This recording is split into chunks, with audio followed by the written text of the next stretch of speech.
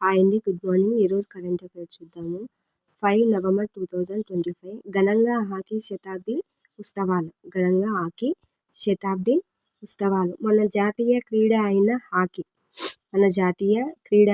Hockey 100 ఏళ్లు పూర్తి చేసుకున్న సందర్భంగా 100 ఏళ్లు పూర్తి చేసుకున్న సందర్భంగా ఇది ఉత్సవాలను ఘనంగా నిర్వహించారు. 1925 నవంబర్ 7న ఇండియన్ హాకీ ఫెడరేషన్ ఏర్పడింది.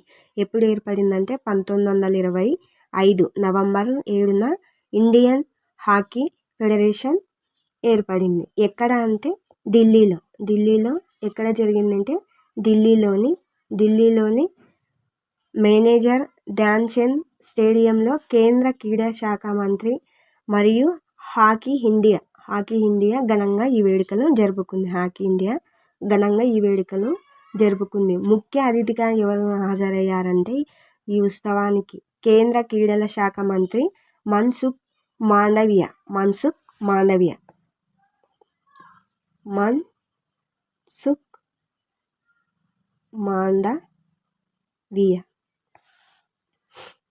అలాగే క్రీడల శాఖ సహాయ మంత్రి రక్ష కాండేజ్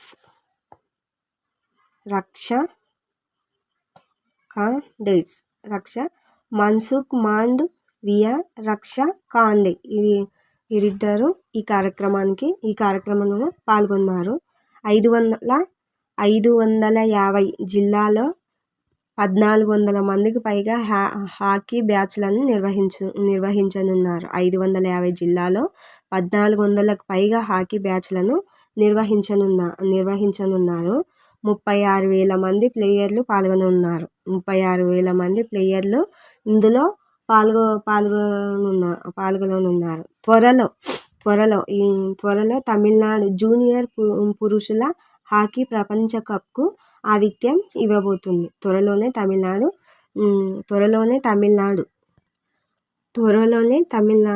తమిళనాడు జూనియర్ పురుషుల హాకీ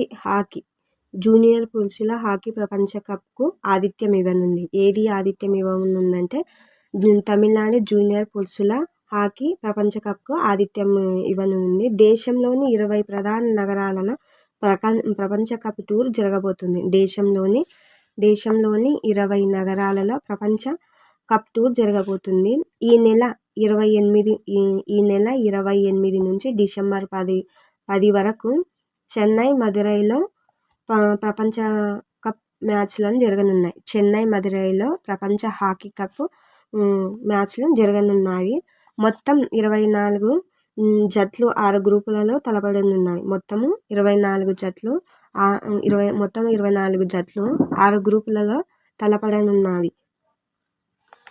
ఈ విధంగా కూడా గుర్తుపెట్టుకోవచ్చండి. సింపుల్గా ఇలా కూడా గుర్తుపెట్టుకోవచ్చండి. తమాషాగా హాకీ ఆడితే మంచే జరుగుతుంది. తమిళనాడు హాకీలో ఆతిథ్యం ఇస్తుంది. తమిళనాడు హాకీలో ఆతిథ్యం ఇస్తుంది. మంచి అంటే మా అంటే మదురై, చే అంటే చెన్నై. జరుగుతుంది అంటే జూనియర్, జూగా అనుకుంటే ఏ విభాగంలో అంటే జూనియర్ పురుషుల విభాగంలో. ఇలా గుర్తుపెట్టుకుంటే సరిపోతుందండి. నెక్స్ట్, బోట్స్వానా నుంచి భారత్కు 8 చీతాలు.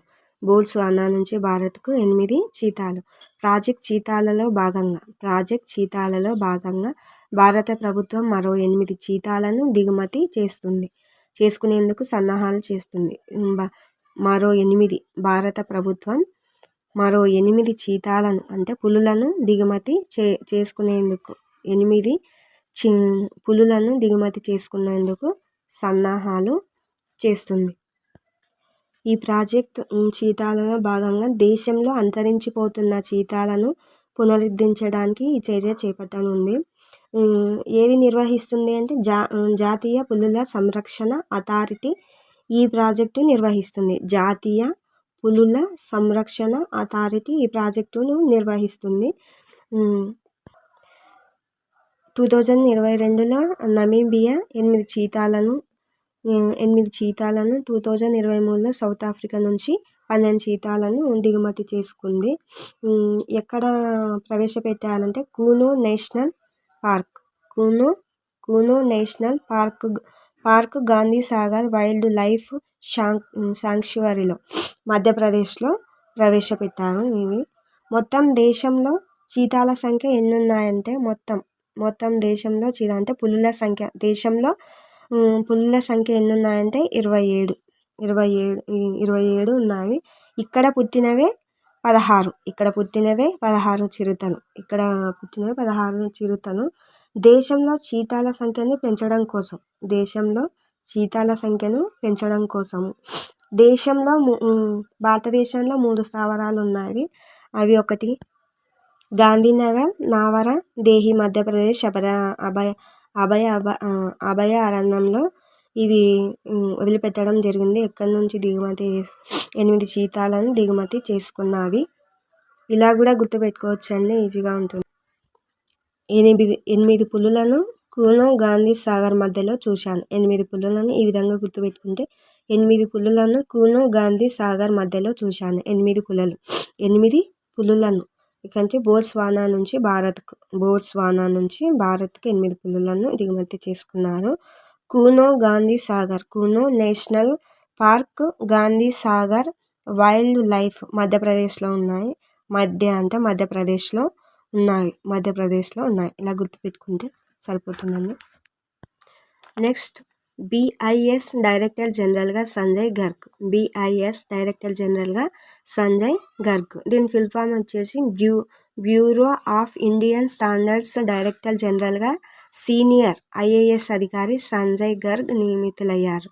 ఇప్పటికే ఆయన ఇంటర్నేషనల్ ఎలక్ట్రో టెక్నికల్ కమిషన్లోని భారత్ నేషనల్ కమిటీకి అధ్యక్షులుగా ఉన్నాడు. ఇంటర్నేషనల్ ఎలక్ట్రో టెక్నికల్ కమిషన్లోని భారత్ నేషనల్ కమిటీకి అధ్యక్షులుగా ఉన్నారు.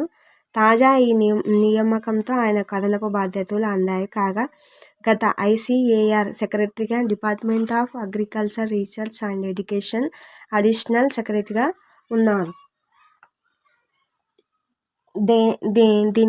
దీని ముఖ్య ఉద్దేశం ఏంటంటే జాతీయ ప్రమాణాల సంస్థల్లో నాణ్యత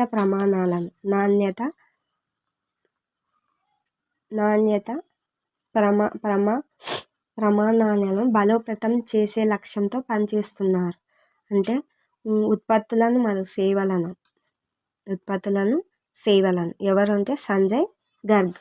పదవి బాధ్యతలు అంటే బ్యూరో ఆఫ్ ఇండియన్ స్టాండర్డ్ డైరెక్టర్గా ఎప్పుడంటే November 1, 2025 బ్యాచ్ అంటే ఏ బ్యాచ్ అంటే 1994 IAS అధికారి. కేడర్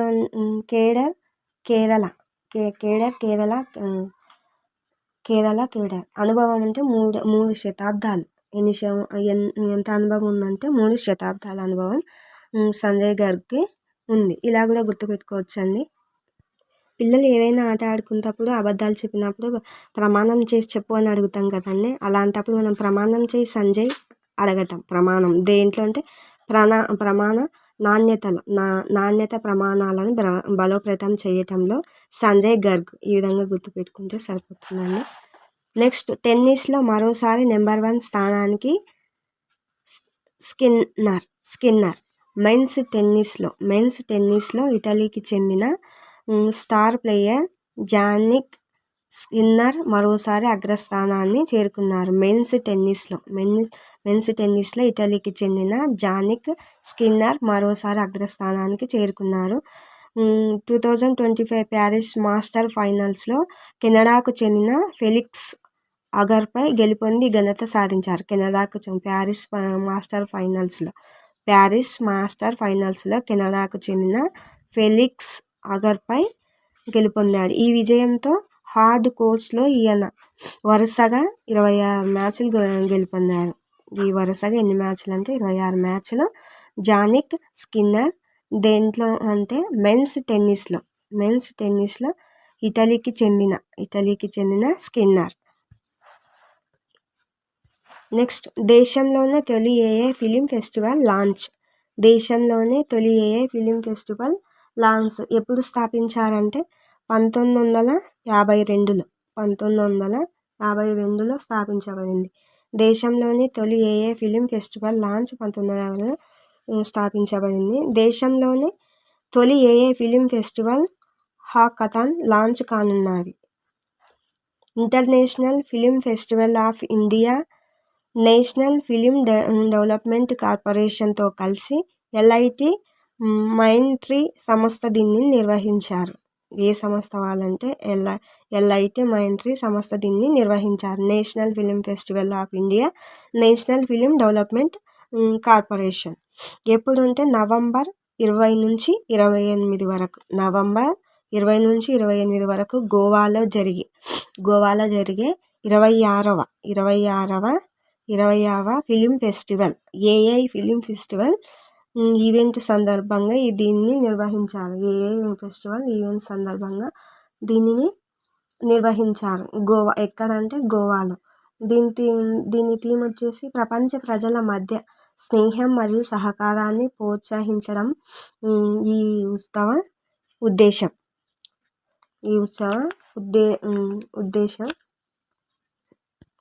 ఎవరు నిర్వహించారు అంటే గోవా ప్రభుత్వం ఫిలిం ఫెస్టివల్ డైరెక్టర్. ఎన్నవది అంటే 56వది. ఇలా కూడా గుర్తుపెట్టుకోవచ్చు అండి. ఏఐ తొలి ఫిలిం ఫెస్టివల్ ఏఐ